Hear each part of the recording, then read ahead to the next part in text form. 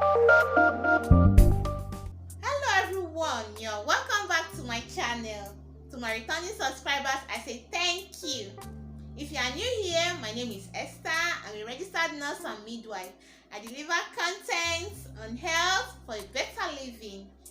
Today we are going to be talking about Placenta Previa. What is Placenta Previa? How is it diagnosed? What are the signs and symptoms? What are the possible complications? And how can we reduce the risks for the mother and the unborn baby? Stay with me. I'll be loading you with a lot of information on this topic. Remember to subscribe and hit the notification bell so that you get notified every time I upload a new video. Let's get started. The placenta is a bed of cells that is formed during pregnancy. What it does is that it collects nutrients and oxygen from the mother to the fetus, and it also collects waste products and carbon dioxide from the fetus to the mother through the umbilical cord. When placenta is improperly implanted in the lower uterine segment, it is called a placenta previa. The uterus is divided into the upper and the lower segment.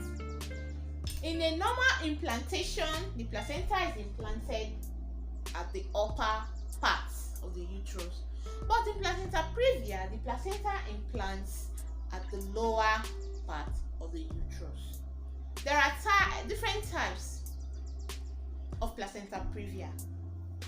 As you can see from the diagram, we have the complete placenta previa. Incomplete, the placenta completely covers the opening of the cervix, that's the internal cervical os.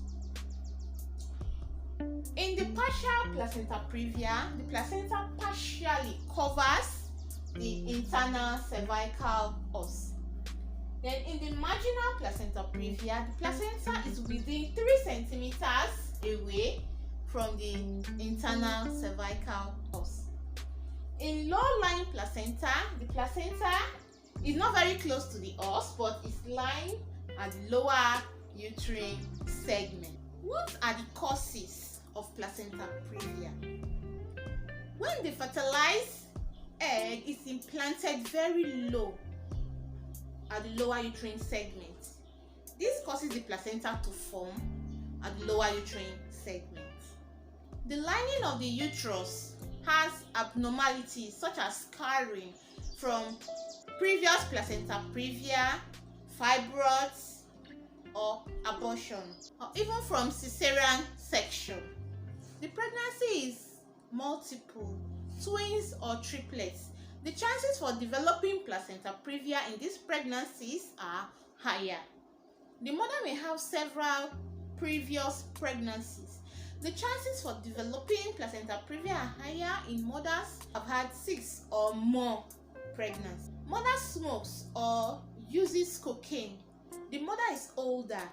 It's higher in mothers over 30 years, and it is lower in mothers below 20 years. What are the signs and symptoms of placenta previa? Placenta previa usually presents with bleeding, painless bleeding. The uterus is not hard. It is usually normal and soft, although there may be small abdominal cramps, but it is usually painless. Painless, and the bleeding is profuse, especially towards the end of pregnancy, when the uterus is expanding and stretching to accommodate the growing fetus.